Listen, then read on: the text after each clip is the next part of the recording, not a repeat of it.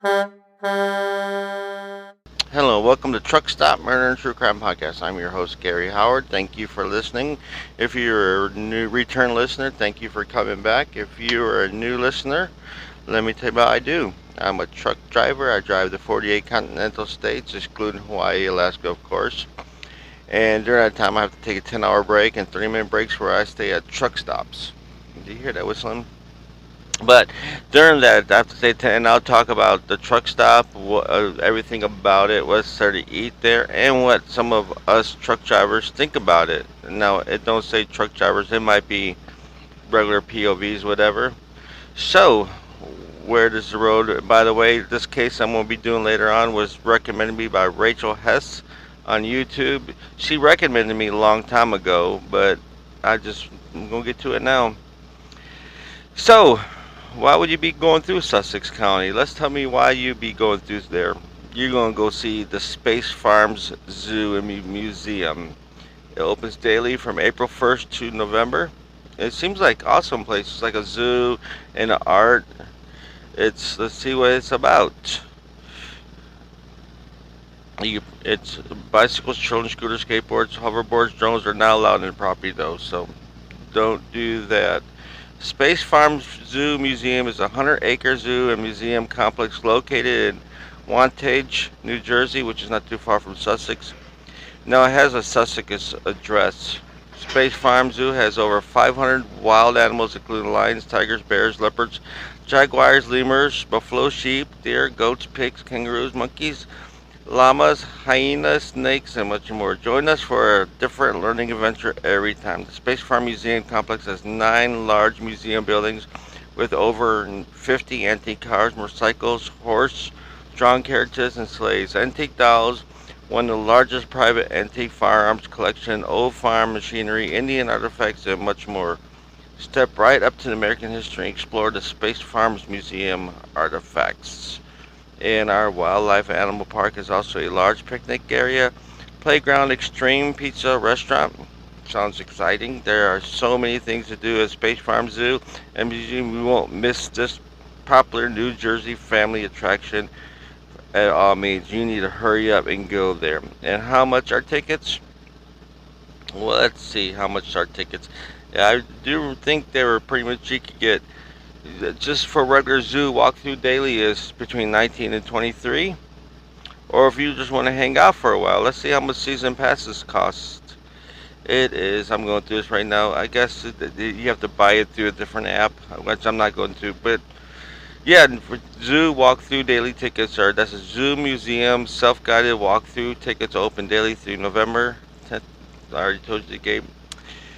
From 10 to 5, less interest is at 4 p.m., but $19 to $23. So, while you're there and you need to leave, when you leave or get there, you need fuel, you want a snack, where should you go to? Well, let's talk about where the truck stop you can park at and what people think about it and what's there to eat and so forth and so forth. We are talking about Pilot number 891. And I'm going to tell you right now, nobody likes this place. Out of 375 reviews, it has a 1.6 rating. Now, I know I've probably driven by this or stopped there to get fuel or something, but I don't think I spent the night there. But,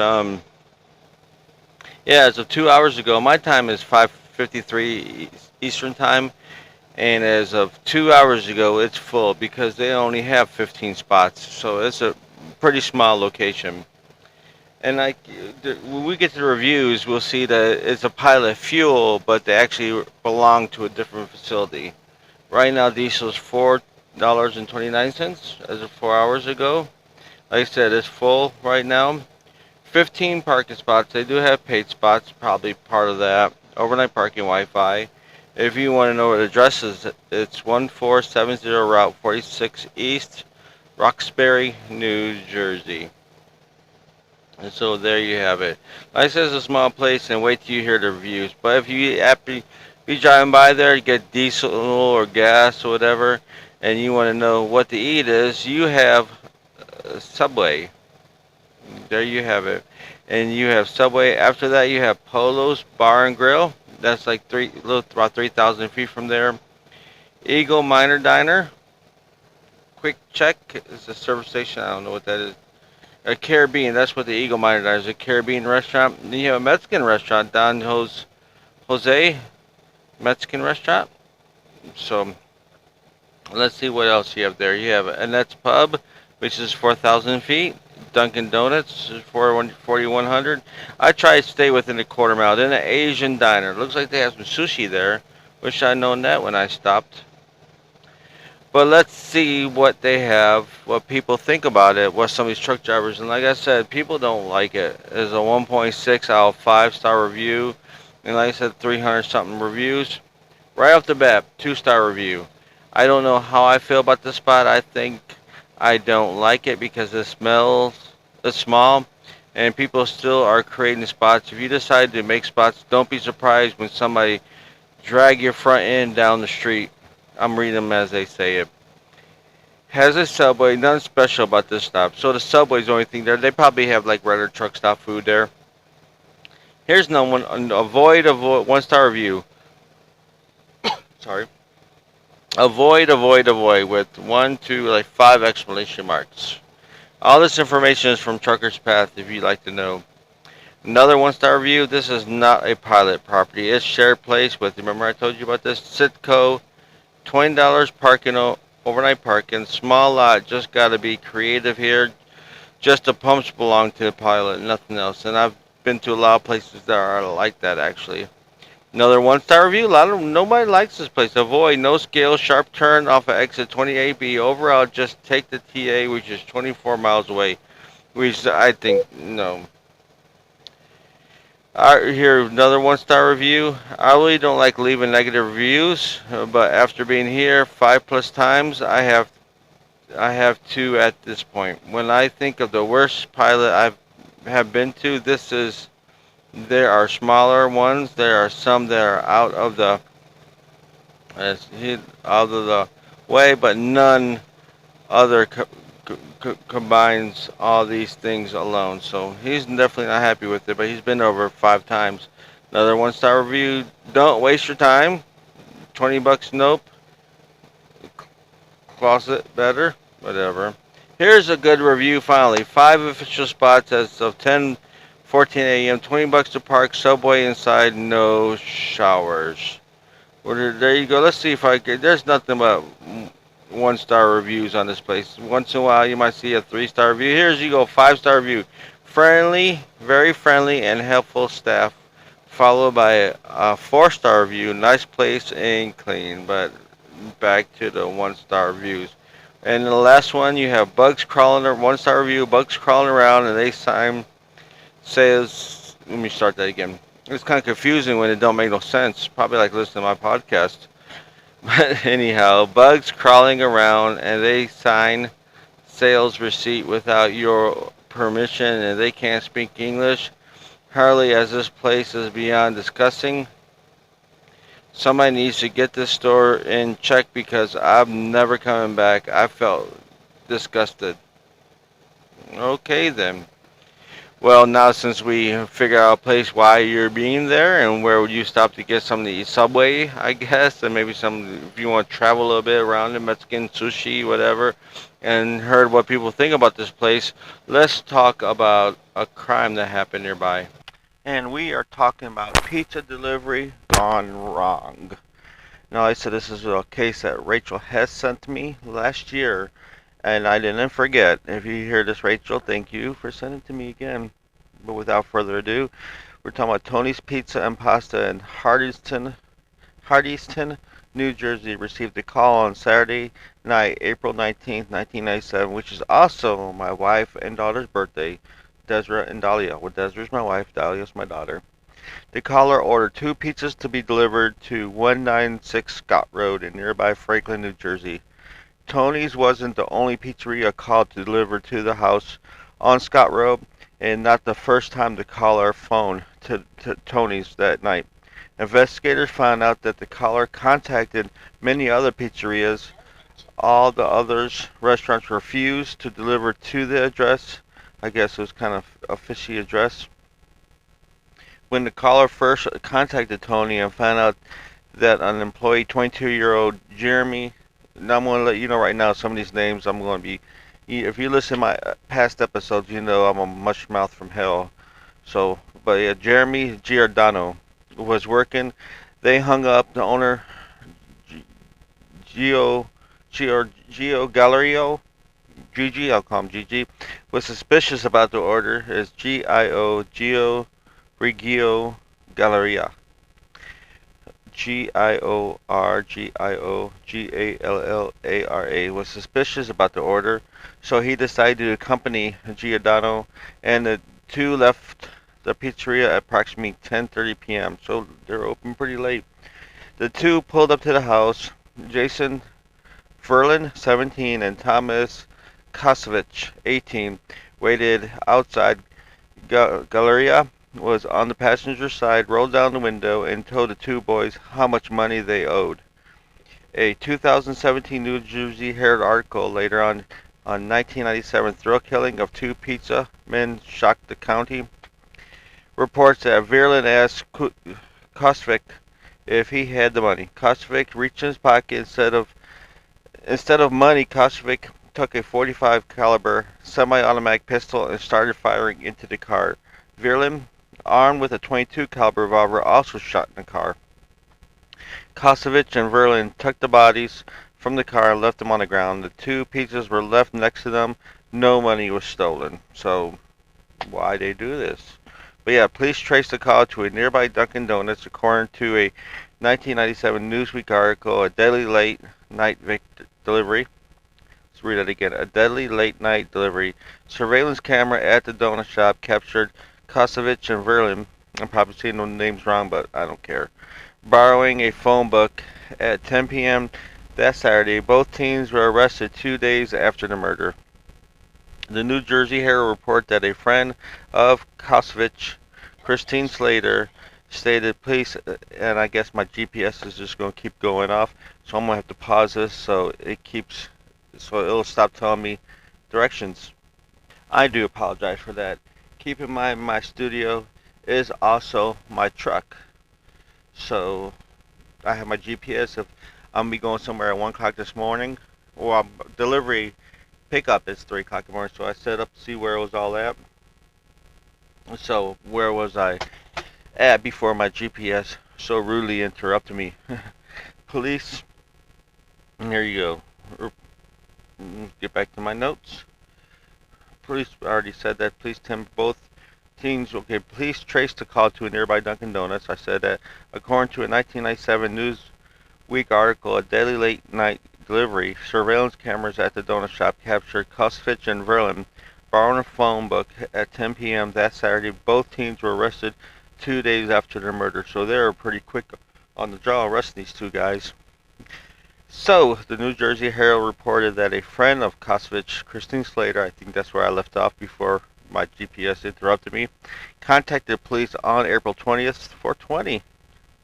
She told him that on the day of the murders, Kosovic told her that he always wanted to kill a pizza delivery man. Another tip came from a Scott Road residents who called the police and told them that they saw Kosovic's car on Scott Road the night before. Police arrested Koskovic and Verlin on April 21st, 1997, so 3 days later.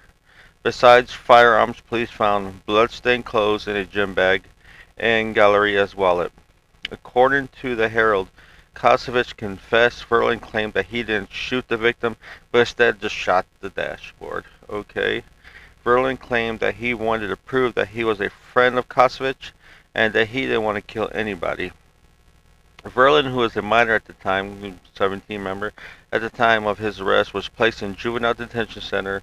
While incarcerated there, the Herald reports that Verlin allegedly told another inmate that he only shot the dashboard. He also said that he and Verlin wanted to see what it was like to kill somebody. According to the Herald, the story was picked up nationwide and eventually worldwide. David Lausa, Laiosa, the author of the book The Pizza Killers, found articles on the crime in Asian news outlets. So it's viral around the world about this pizza for no reason, pizza murder. So right before this happened, there was a robbery, and Franklin police were investigating a robbery that occurred 11 days earlier. Adventure Sports, in a store specializing in hunting and fishing and camping supplies, including firearms. It would be later determined that Thomas Kosovich broke into the store while his friends Michael Conklin, 19, waited in the getaway car. Basically, got the two got away due to the store's faulty alarm system. Kosovich stole three firearms: the 22, a 45 semi-automatic pistol, and a 40 caliber semi-automatic pistol. Here's the question for y'all. I've been thinking about getting a weapon, and I see a lot of people with 40s and 45s. What do y'all think? Message me at Truck.Murder. You could go on all my social medias. I'll give at the end, or you could just email me at trucks.murder@gmail.com. What's a better weapon, 40 or 45? Of course, the two of the guns there, as I mentioned, was used in the killing. According to Verlin, the original plan was for Kosovich and Verlin to sell the guns to buy cocaine, then sell the cocaine. The original plan was also to rob two pizza delivery people and also included Conklin, which of course I didn't say his name. Verlin said that once Kosovich started talking about murder, Conklin wanted no part of it. Verlin recalled a conversation between Conklin and Kosovich. Conklin asked Kosovich, "Why pizza delivery men?" Kosovich replied, "They're easy targets. I just want to kill someone just for the thrill of it." So just a thrill killing. Two guys lost their life because these people wanted to experiment a thrill. In 2017 NewJersey.com article, 20 years later, New Jersey Church to remember the victims in the thrill kill pizza murders, reports that First Baptist Church of Sussex held a service in remembrance of the victims 20 years after their death.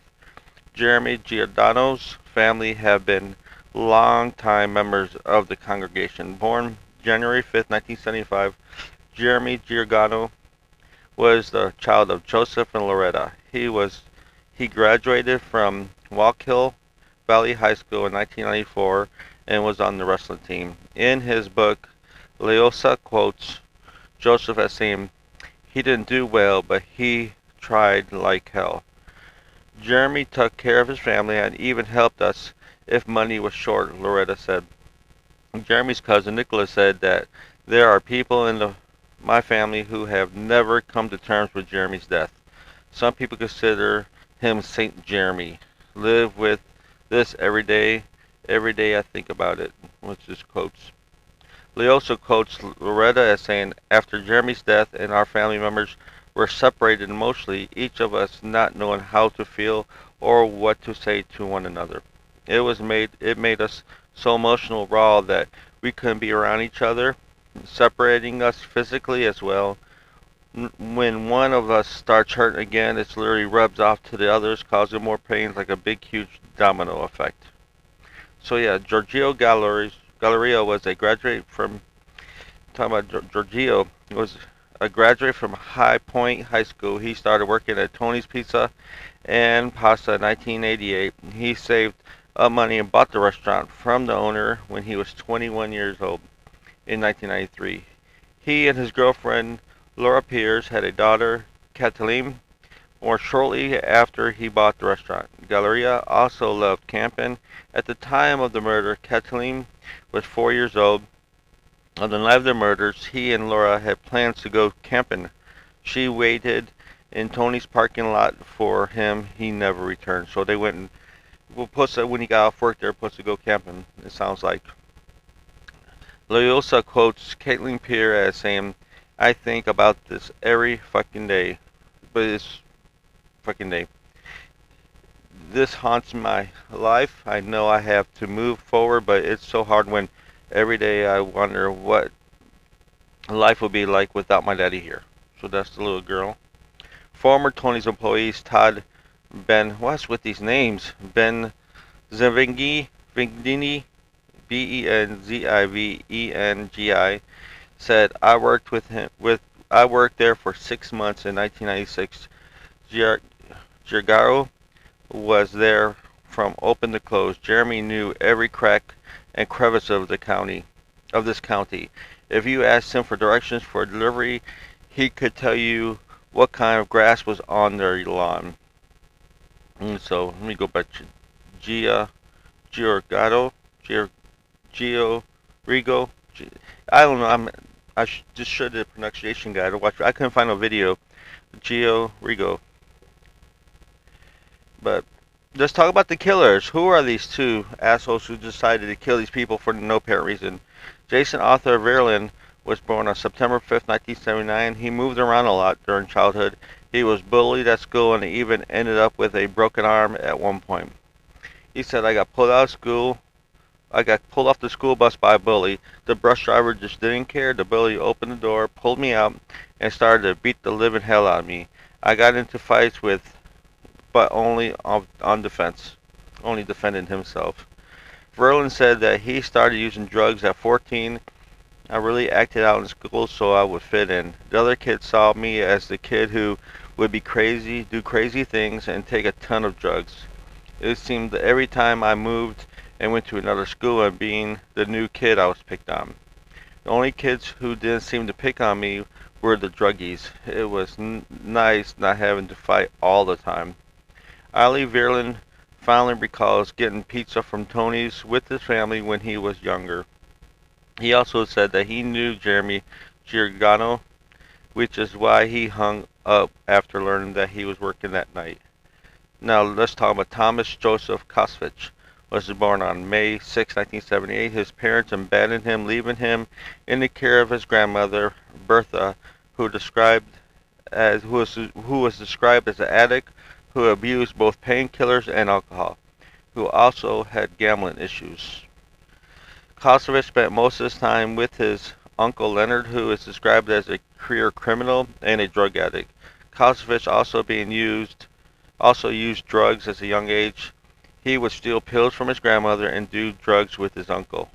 So it don't sound like they had a really good upbringing like that, but I just don't see how that, you know, not rectifies, but give rise to the whole random killing to, yeah, we all have bad, but I've had a bad lifestyle. I did drugs and did all that, but I've never thought about let's kill a pizza guy. In fact, instead of killing a pizza guy, I became a pizza guy at Papa John's in Conroe, Texas, which I'm gonna say that was probably one. I didn't make much money, but I would say it was my favorite job I had. I did like, the people who worked there was really cool. It was a laid back job and free pizza, 50% off from bringing home. It was cool, and I like Papa John's.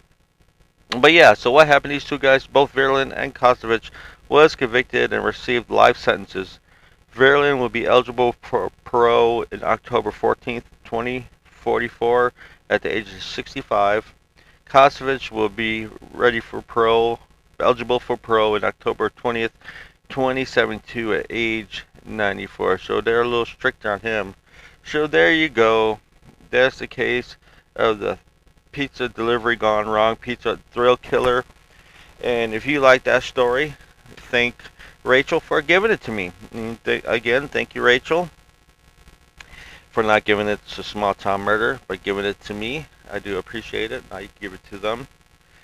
But if you like what you hear, please share with your friends. Go on social media, share all my posts on Facebook. Usually I'll put all these posts with pictures and pictures of the truck stop.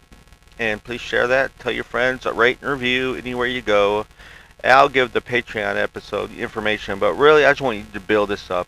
And if you're in the Austin area, August 25th to 27th, True Crime Podcast and Paranormal Festival. I will be there. I'm on Podcast Row. Guess that's what you could call it.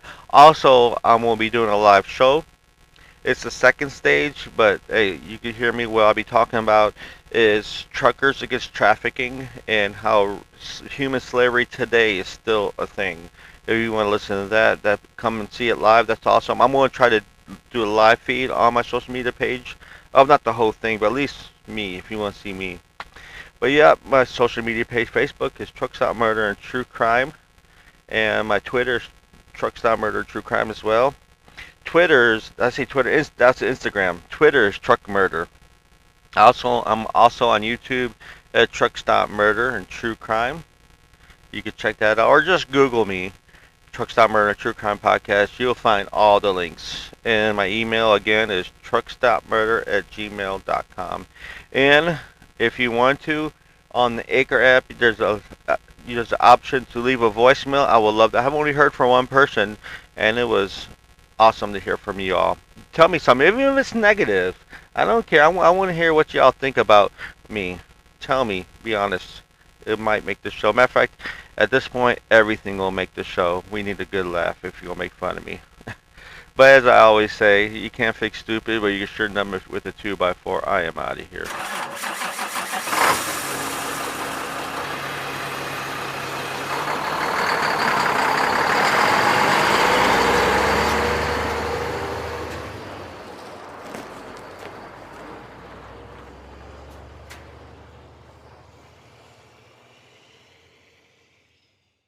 Huh?